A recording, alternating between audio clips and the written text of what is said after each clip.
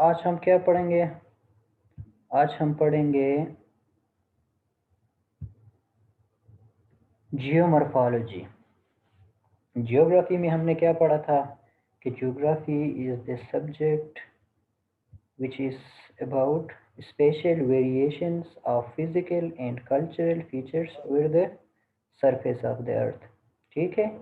अब फिर physical geography और कल्चरल ज्योग्राफी। कल्चरल ज्योग्राफी का एक ब्रांच सब ब्रांच क्या है? जियोमॉर्फोलॉजी। जियोमॉर्फोलॉजी में हम क्या पढ़ेंगे और ये किस वर्ड से वो बना हुआ है? तो फिर क्या है? जियो मीन्स अर्थ, ग्रीक वर्ड है। तो जियो क्या कहते हैं? ज़मीन को कहते हैं। मॉर्फ का मतलब क्या होता है? फॉर्म होता है। और लॉजिक, लोगस या लॉजिक का मतलब होता है study. So it is the scientific study of origin and evolution of topographic and bathymetric features created by physical, climate, chemical or biological processes operating at or near the earth's surface।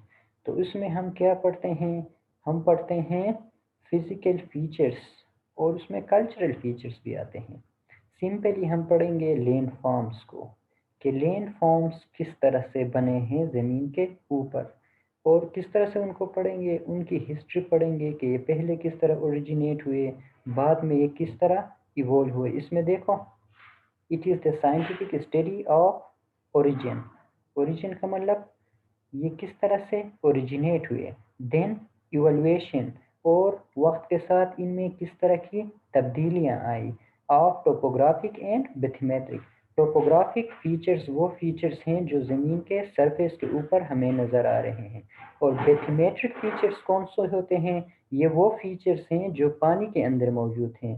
Seize के अंदर या ocean के अंदर जिस type के landforms हैं उनको हम क्या कहते हैं? बैथीमेट्रिक फीचर्स कहते हैं।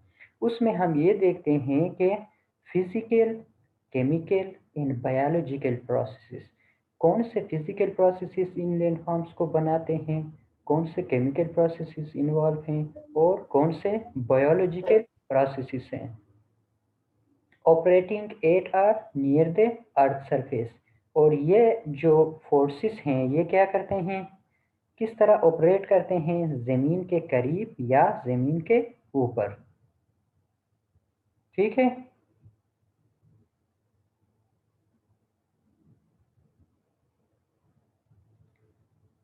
तो नेक्स्ट क्या है? It includes the study of large landforms. इसमें ये नहीं है कि हम पर्टिकुलर लैंडफॉर्म्स को नहीं पढ़ते। It includes the study of large landforms as continents, mountains, volcanoes and drifting. इसमें हम क्या पढ़ते हैं? हम बड़े लैंडफॉर्म्स को पढ़ते हैं। जिस तरह के कॉन्टिनेंट हमारे पास हैं, हम पूरे कॉन्टिनेंट को भी क्या करते हैं? पढ़ते हैं। और हम क्या करते हैं? इसके साथ साथ a small depression made by a rain drop.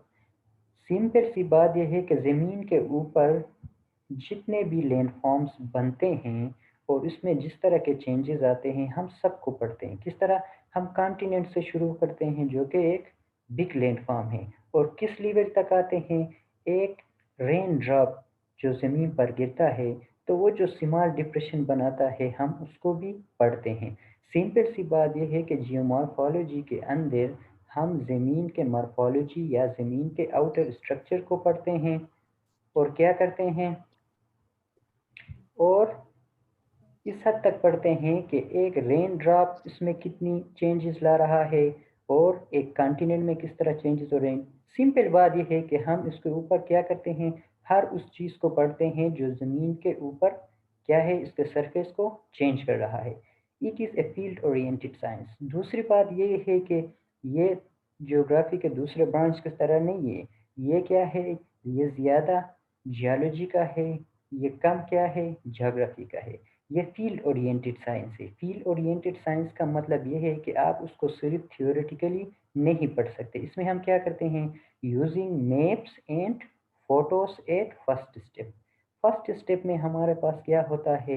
हम मैप यूज़ करते हैं, और हम क्या यूज़ करते हैं? फ़ोटोज़ यूज़ करते हैं। सेकंड स्टेप के अंदर जाके हम क्या करते हैं, लेबॉरेटरी डेटा लेते हैं। लेबॉरेटरी डेटा लेते हैं कि ये किस चीज़ का बना हुआ है, जिस चीज़ को हम स्टडी कर रहे हैं उसके अंदर मटेरियल कौन-सा है। लेकिन इसका सबसे अहम जो स्टेप है वो क्या है? फील्ड वर्क है, ठीक है? तो ये क्या है? फील्ड ओरिएंटेड साइंस है। फील्ड ओरिएंटेड साइंस में हम क्या करते हैं, फील्ड में जाके काम करते हैं, फ़ोटोज़ लेते हैं, मैप्स बनाते हैं, फिर उनकी लेबॉरेटरी में टेस्टिंग करते हैं और एंड में जाके हम क्या करते हैं, फील्ड वर्क करके उससे कोई नतीजा अख़ज़ कर लेते हैं।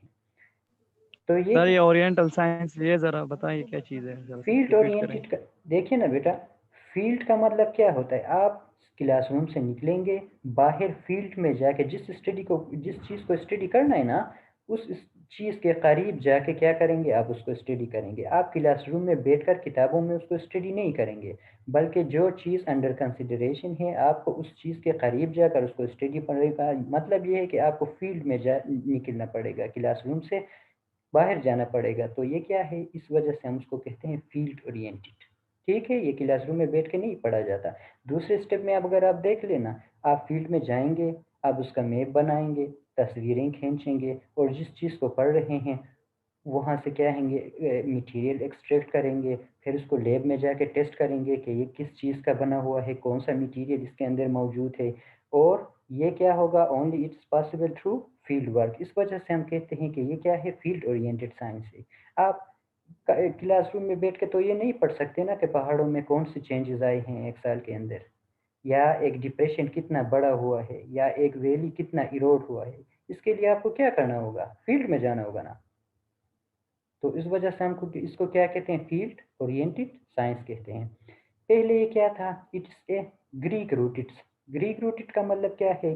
तकरीबन 2500-3000 पहले ग्रीक्स या यूनान के लोगों ने जहाँ से सब साइंस ने वहाँ से ओरिजिनेट हुए हैं। उन लोगों ने सबसे पहले साइंटिफिक नॉलेज को तरक्की दी है। तो ये जियोमॉर्फोलॉजी का ताल्लुक भी क्या है?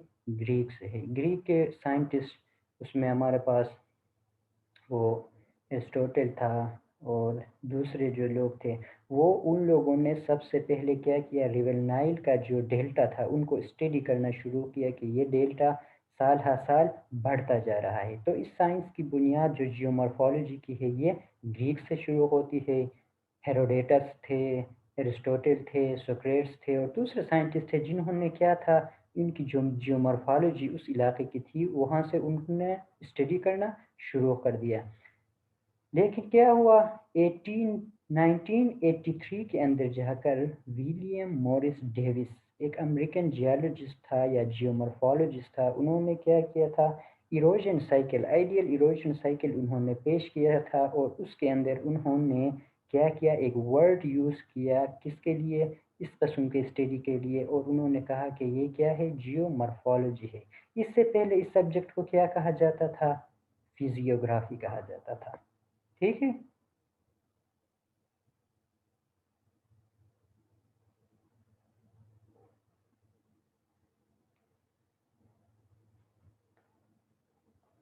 अच्छा, नेक्स्ट क्या है, हमने जियोमॉर्फोलॉजी के अंदर ये पढ़ा कि जियोमॉर्फोलॉजी सिंपल क्या चीज़ है, it's the study of landforms.